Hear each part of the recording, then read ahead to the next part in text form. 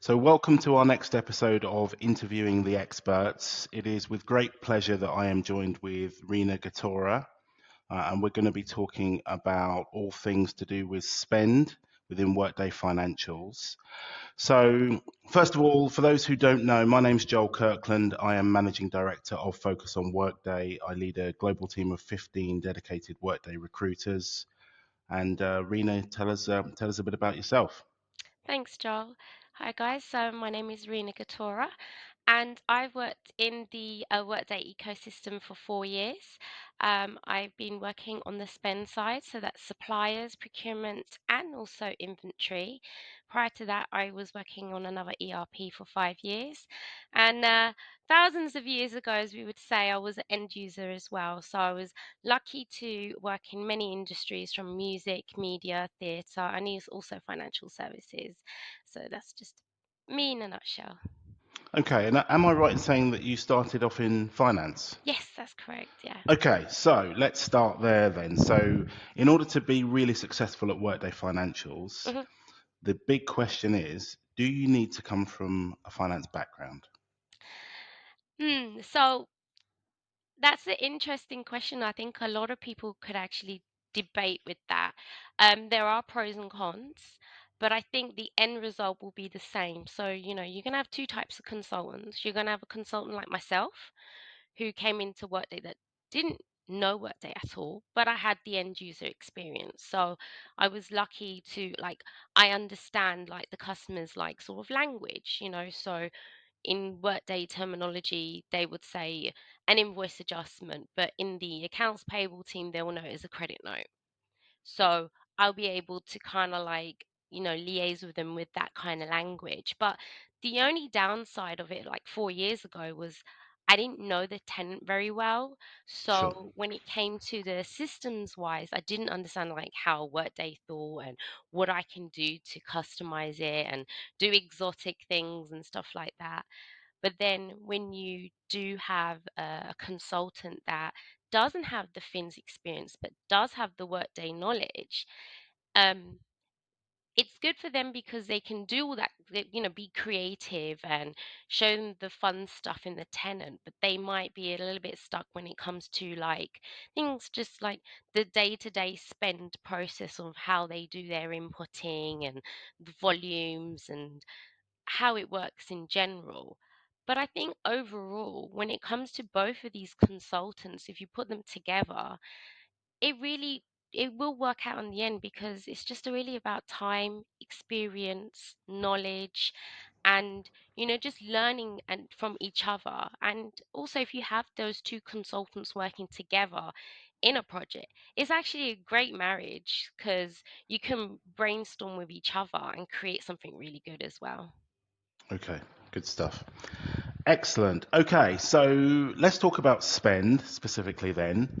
Take us from the top, right? What is spend? What are the key areas? What are the key modules? Let's talk about that first. So spend, the main one would be the suppliers. So that would be the suppliers that you have, the things that you buy. It could also be, your rent, your phone bills, um, even like maintenance, buying printing stuff like that. So that's your suppliers, and then you have the invoices. So that's the supplier side of spend. And then you would have the procurement side. So that would be like your purchase orders. So that's something that you would create before you get the supply invoice, depending whether you want to use recognitions in Workday, but you have that, and also receipts. So that's kind of those two together. Some customers do want to use inventory as well, depending on their business. So that kind of links as well. Okay, good stuff. And then implementing spend. So, what are your top tips? What do you need to do to gear yourself up for success? I think what it is with customers, when they get a new system, a new ERP, it's a very exciting time. Everyone's just like, wow, this is like something brand new. And kind of sometimes they get a bit carried away. Things to really think about that I've seen in projects that I've been in when it comes to things like, let's say, data conversion, and that's moving your data into the new system. Sometimes the customers might just have like one allocated person to do that, That Okay. doesn't always work because they don't realize that that one person is not just doing spend, they could be doing other functional areas. So there is a lot of things to think about. So let's say with spend, you will have to move over your suppliers, your invoices, your purchase orders, maybe receipts, maybe. Then there's like your inventory if you're using that. So you've got to move over the balances. That's a lot for one person to do. So it's Sure. being realistic as well. How many people you have in your data conversion team? Also is to ensure to have the right SMEs, the right points of call. So you have the main person who does the suppliers, the main person that does procurement. So that consultant then can build the relationship with that person as well and then go through the things. I think also is be realistic, be open minded as well when it comes to moving into a new ERP system. I know change is a scary thing, and a lot of people will say, well, my old ERP used to do this, which I totally understand. I've been there as well. We've all been there. But it's about being open minded and, trying something new. Ensure to use end-to-end testing as well. Break the system. That's why it's there for. Break it. Do what you can with it. Do the things that you do every day and see whether it actually works for you. And then if it doesn't, have those conversations with the consultant as well. And then, go through it, share your screens, share the tenant together, show examples. And yeah, just those are the things I would definitely recommend. Okay, fantastic. And then you started to allude to it in your overview there, but what skills do you need for implementing spend? So let's think about the team, the actual skill sets, and we can talk a bit about resource availability as well. I think the skills is also is being mindful because I totally understand when it comes to customers, you have month end, right? So you have your month end, you've got your day-to-day stuff as well to do.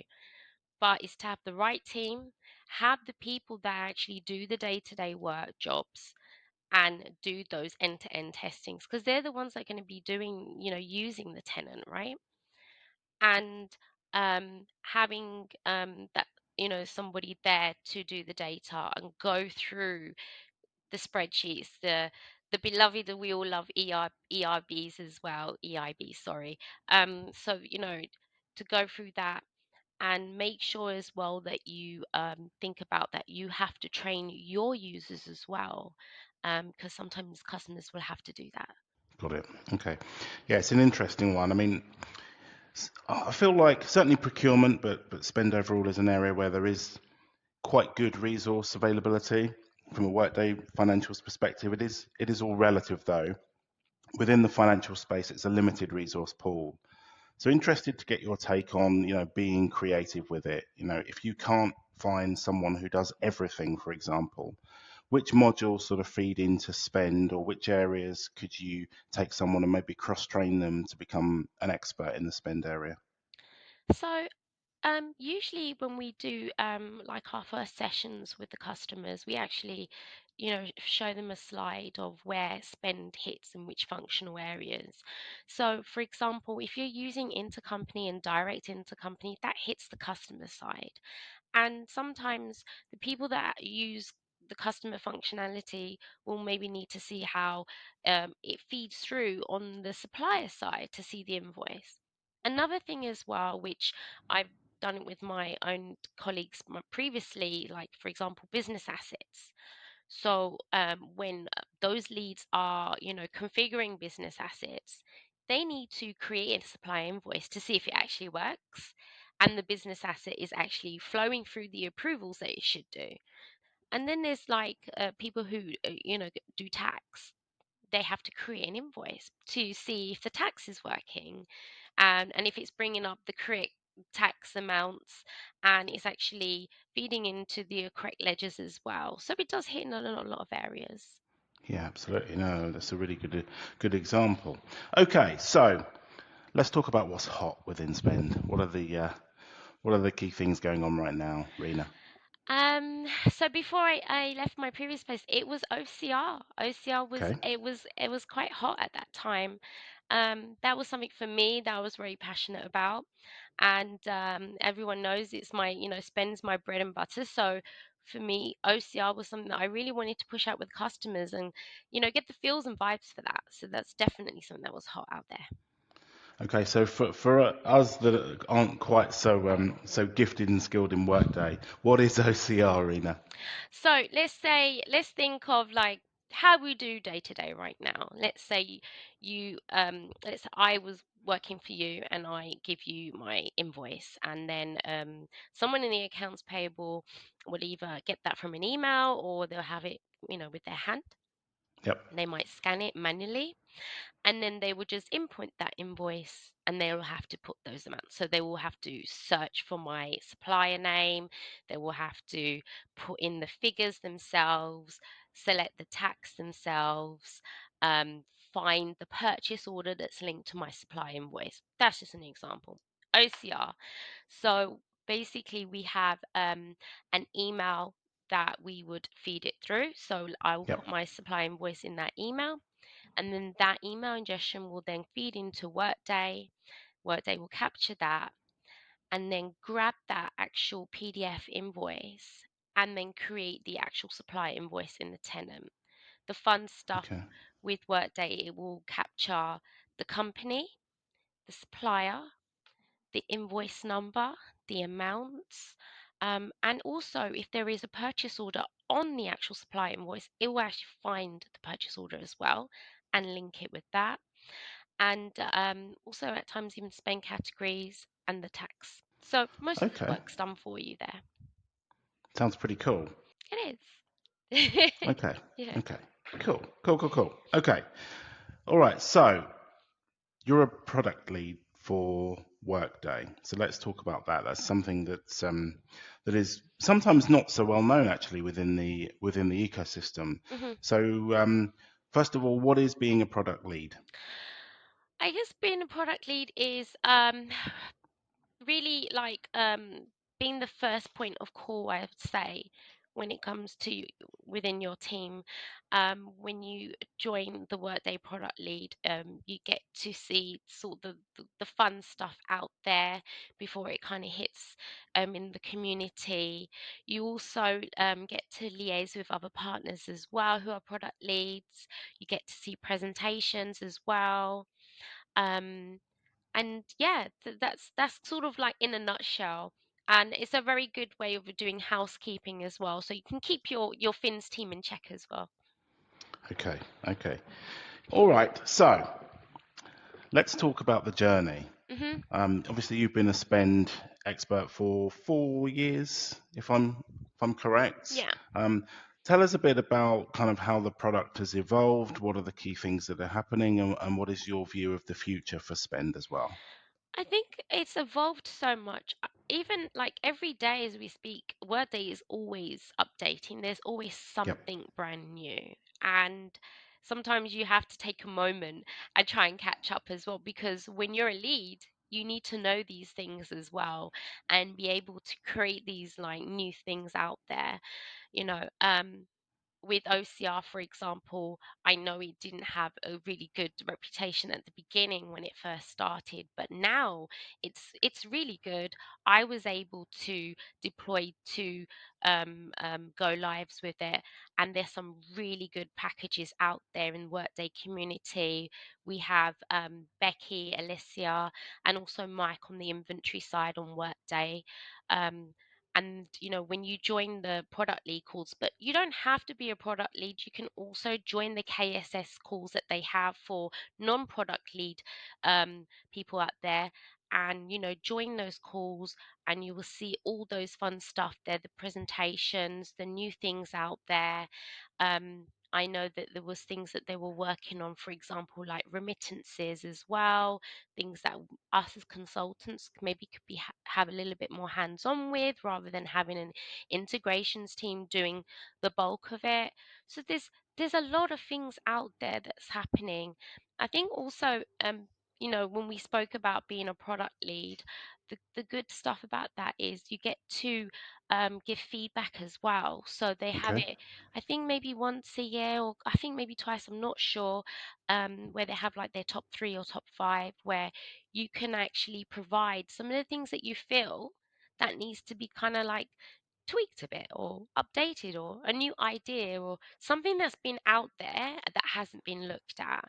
And all of us as like product leads will join a call and give our 2 cents of which ones we think should be the top 5. And Okay. it doesn't mean that it's going to be fixed straight away, but it's on their radar with Workday, and they will look into it. So that there's definitely some really good stuff happening, and I'm really looking forward to it. Amazing. So would you recommend becoming a product lead if you get the opportunity to? I think so. I remember I had a colleague that asked me once for a different functional area, and I said to him, I think it's a really good thing. I think the last year or two, I've really kind of appreciated it more being a product lead. Like I said earlier about housekeeping, there's little things that we do wrong sometimes, like when we post a question on Workday Community, and sometimes we might be on the naughty step with Workday, but they might slap us a little bit on the hand, and I'm like, don't do that again. So I have to be like, guys, we have to do it the right way. But also you get to liaise with Workday themselves. You Yeah. build that rapport, that relationship with them as well. They're not scary people. Hmm. And when you do have some time as well, what they did with Spend was like once a week, they will send out an email that will be Becky with a whole list of like Workday community questions that haven't been answered. So if we had some time, we would like have a look and give our knowledge and thoughts Okay. and workarounds, and that really helped. And yeah, I highly recommend it. Yeah, I can really see the benefit, how you get to sort of input to the development of the product. Yeah, Give your opinion. Obviously, you're working with it day in, day out, so you're the SME in that category. So yeah, I think sounds good to me. I think also you get a chance to also volunteer in a few things as well. So that one of them was OCR, where Alicia needed some feedback on OCR because they wanted to make a package. I know previously there was stuff out there on Workday, but yeah, as you know, it's kind of like all over the place. So you're trying to find it and grab piece by piece. So what she did was created a package. She wanted our feedback of things that we thought could change or add, and now they have that there, and it's really great. It's just like all the decks are there for us to use as consultants. There's even test scripts there. There's even like things on how we can work around with email ingestions, and a F and Q area as well. Another thing as well we were able to volunteer was they were going to update the spend certs as well. They wanted to revamp it, so we were able to join that call and give our feedback on, and maybe we don't need to have that question there, or maybe should we change that question and word it differently, or why don't we put these examples. And they really took that in, and I actually really enjoyed that call because I felt like I was giving some input and to help those people out there that are going to join the spend world and make it a little bit easier for them. Okay. Okay, cool. So let's summarize. So we talked first about, do you need to come from a finance background to be a successful consultant? I think you mentioned that you don't have to, basically. It's an advantage in some areas and maybe Hmm. not in others. If you come from a systems background, you're going to be really good with the systems side. If you come from an end user background, you'll know all the processes. Right. Um, so that's cool. And then for implementing spend, just kind of run us through again your top tips, especially when it comes to things like testing and data. Top tips: make sure you do a nice deep clean of your suppliers. Don't bring in suppliers that you haven't used 2 years ago. What's the point? Be realistic with the data. Try and pay all your invoices that you can before you go live, so then you don't need to bring in over 1,000 invoices. And we don't want to do that. So, don't do that. Pay them all if you can. And, close all your things like your purchase orders. You could have some purchase orders that have been sitting there opening from 2010. So, clean that up, have a good, nice, deep clean. Again, be open minded to what's out there, absorbing all that information, if you don't know or don't understand, it's okay to say, hey, I don't understand. Can you walk me through it? That's why we're here for as consultants, and that's to guide you through that. And yeah, definitely make use of Workday Community as well. There's some fun stuff out there that you can learn from there. Okay, amazing stuff. Well, listen, Rena, it's been an absolute pleasure. Oh, thank you Thank you so for much. the fantastic insight. Thank you so much.